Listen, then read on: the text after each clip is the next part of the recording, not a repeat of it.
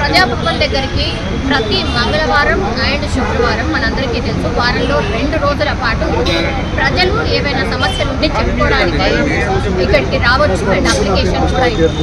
అయితే మనతో పాటు ఒక అన్న ఉన్నాడు, ఒక్కసారి మాట్లాడే ప్రయత్నం చేద్దాం. మరి ఆయన ప్రజాభవన్ ఓపెన్ అయినప్పుడు ఆయన వచ్చి ఆయన సమస్య చెప్పుకున్నాడట, తర్వాత ఏం జరిగింది, మరి మళ్ళీ ఎందుకు వచ్చాడు ఒకసారి తెలుసుకునే ప్రయత్నం చేద్దాం. మన ఎక్కడి నుంచి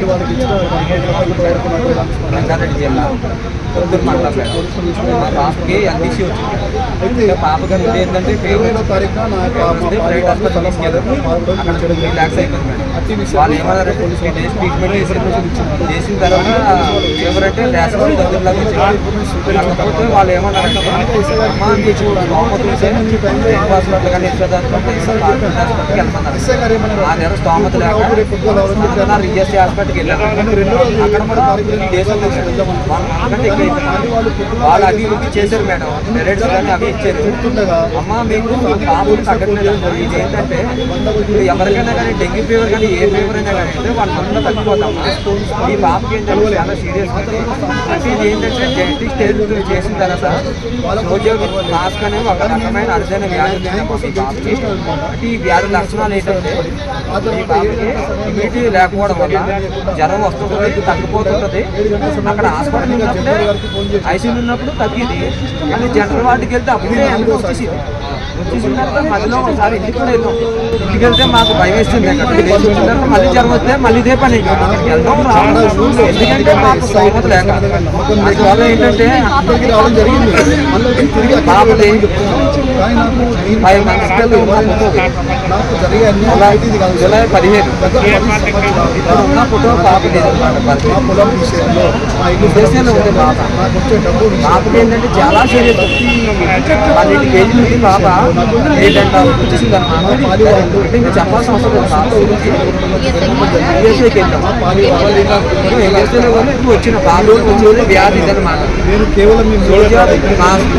అంటే లక్షణాలు ఏమంటే బాబుకి ఏదైనా వచ్చి బాబుకి ఏంటంటే ఒకటి ఇమ్యూనిటీ పవర్ లేకపోవడం వల్ల జ్వరం అనే కాదు ఏ రకమైన ఏదైనా వచ్చి బాబుకి. అందువల్ల పాపకి 20 నుంచి 10 lakhs అవుతుంది. ఏంటంటే పాపకి ఇప్పుడు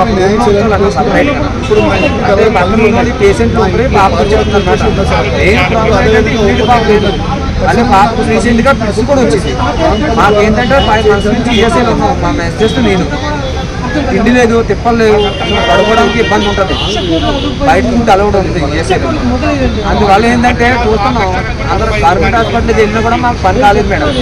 ఏంటంటే ఇప్పుడు యశోదలో కానీ రెయిన్బోలో కానీ మనకు ట్రీట్మెంట్ ఉందంట, కాకపోతే మనకు అమౌంట్ కావాలి. అందువల్ల 20 నుంచి 30 lakhs అవుతుందని చెప్పారు మేడం. అంటే మాకు నేను కంపెనీలో చేస్తాను మేడం. 5 months నుంచి అయితే కంపెనీ కూడా వెళ్ళట్లేదు మేడం. ఇక్కడ ఉన్నా మేడం.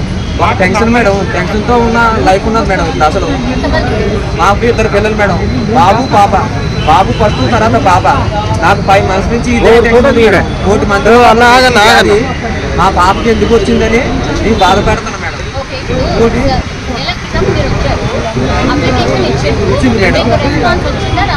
మేము సంతోషపడ్డాం మేడం. అబ్బా రేవంత్ రెడ్డి గారు సీఎం గారు మంచిగా పెట్టారని మేము అనుకున్నాం మేడం. ప్రజా దర్బార్లో వచ్చిన నాకు మెసేజ్, డిఆర్ ప్రభాకర్ గారు నమస్కారం, తెలంగాణ చీఫ్ మినిస్టర్స్ ప్రజా Darbar take note of your privates regarding health issue. Your issue will be attended shortly by the department concerned. Apple ID 1211-120-231-55500. Reverence Cell, Government of Telangana. Actually, first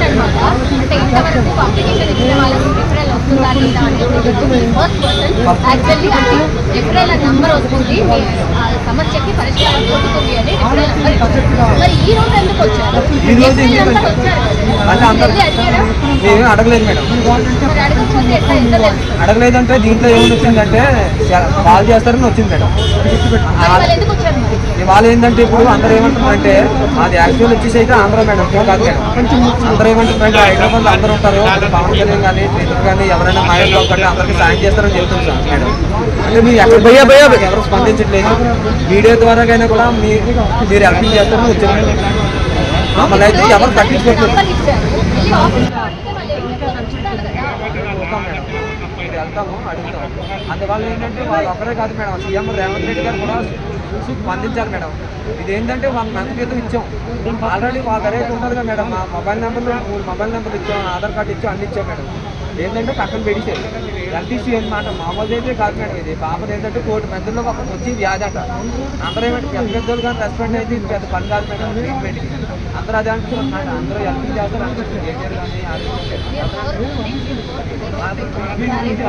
madam.